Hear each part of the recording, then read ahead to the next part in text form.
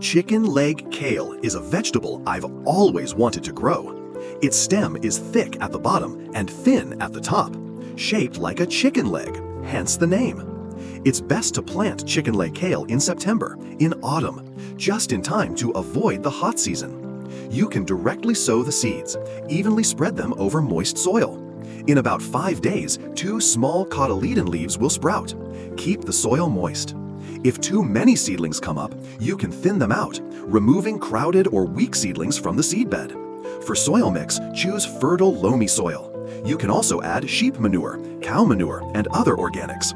Mix them well to make the soil loose and breathable.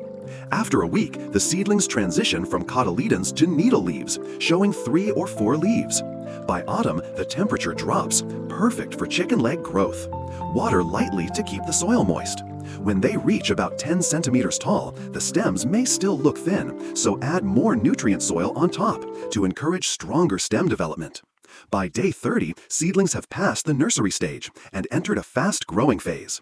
With temperatures between 15 to 25 degrees C, growth is at its fastest. At this time, give sufficient water and nutrients. By day 40, the stem base starts swelling and the leaves are as big as a palm.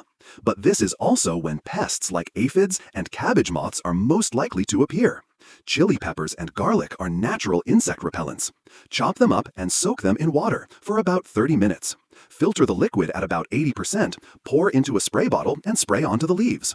Once a week is enough. It repels insects and prevents infestations. After 2 months, the stem had not yet fully thickened, so I pruned away the lower leaves. Removed the old and yellow leaves. After cleaning, the plant looked much fresher. With no shade, growth became more vigorous. Normally, the stems would grow as thick as an egg before harvest, but I couldn't resist. The taste now was already tender, crisp, and delicious, so I harvested early.